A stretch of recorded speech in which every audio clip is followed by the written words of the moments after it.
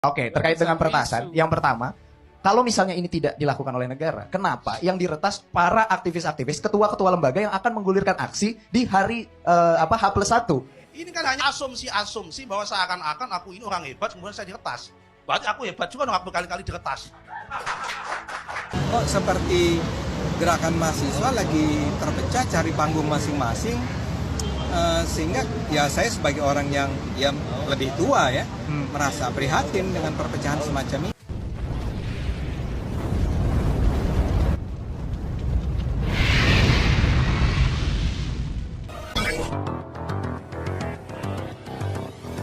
Kalau kemudian kita mengkritisi ada ruang demokrasi yang menyempit, tidak mungkin ada demonstrasi sampai berjilid-jilid yang diakui oleh para mahasiswa.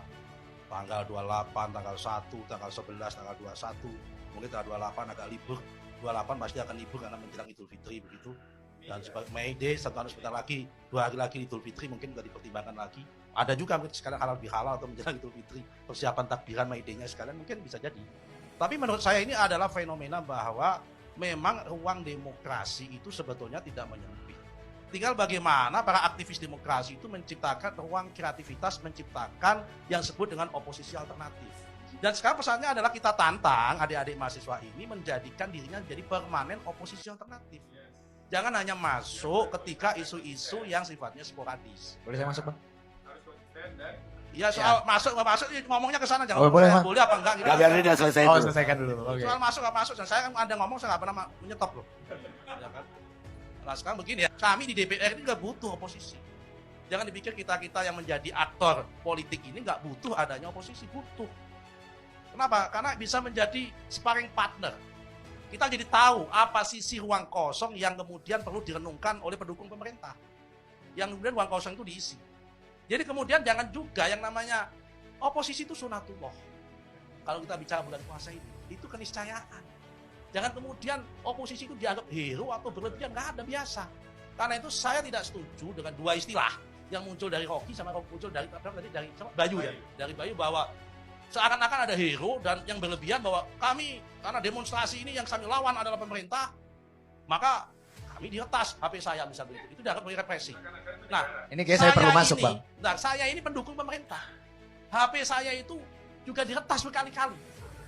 Nah, coba ingat deh hari ini. Ruang publik yang punya hak yang bisa meretas suatu HP itu tidak semata-mata state aparatus. Tapi semua orang pun sekarang itu bisa melakukan untuk itu. Begitu. Jadi oposisi kemudian demonstrasi juga nggak saya maknai untuk belajar menentang kekuasaan sudah disampaikan oleh Rocky, enggak juga. Ini biasa menurut saya. Bukan berarti kemudian kita a priori, partai politik a priori dan sebagainya, enggak. Memang ini ruang demokrasi yang kemudian diisi dan itulah menandakan bahwa demokrasi kita berjalan. Terus kemudian ruang sempitnya ada di mana penyempitannya itu? Bahwa kemudian ada ekspektasi yang nggak cocok, ekspektasi nggak sampai, disitulah diukur tentang parameter indeks demokrasi. Nah indeks demokrasi itu ada yang puas, ada yang tidak, ratingnya tinggi atau ratingnya rendah. Masuk boleh, Bang? Izin. Sedikit menanggapi tadi.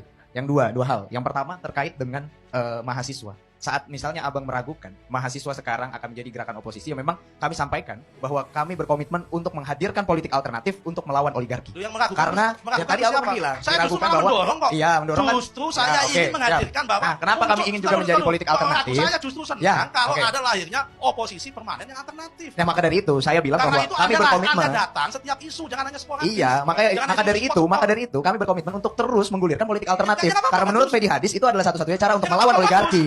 Begitu. Lalu yang kedua terkait dengan peretasan. Itu begini, terkait dengan peretasan. Tapi konsisten. Oke, terkait dengan peretasan. Yang pertama, kalau misalnya ini tidak dilakukan oleh negara, kenapa yang diretas para aktivis-aktivis, ketua-ketua lembaga yang akan menggulirkan aksi di hari H+1? Gitu. Jadi misalnya WhatsApp saya diretas sebagai ketua BEM UI, lalu WhatsApp Pres Fauzan diretas sebagai presiden mahasiswa Trisakti, lalu WhatsApp dari Abdul diretas sebagai koordinator pusat BEM Kerakyatan, lalu juga WhatsApp Yusuf diretas sebagai koordinator wilayah Jabodetabek Banten. Nah ini yang diretas kemudian adalah para ketua-ketua lembaga, Bang. Ada mau jawab? Untuk apa juga dijawab? Saya tanya, ini kan hanya asumsi-asumsi bahwa seakan-akan aku ini orang hebat, kemudian saya diretas. Berarti aku hebat juga dong, aku berkali-kali diretas. Saudara, ini soal retas-meretas ini nggak usah dijadikan sebuah fenomena Tapi dan ini gejala. berkaitan dengan data pribadi kami, Karena Bang. apa? Karena saya Semua kita alami, kita Dek. semua pernah jadi korban. Ini era hari ini terlalu banyak orang kanibal yang punya bisa melakukan itu. Kita kembalikan sih. Sama satu hal, Bang, belum saya selesaikan. Soal penundaan pemilu. Mungkin yang retas HTI atau FPI kayaknya. Bisa jadi gitu kan. Ya. Loh. Artinya kan tidak hanya negara yang bisa melakukan itu. Yes.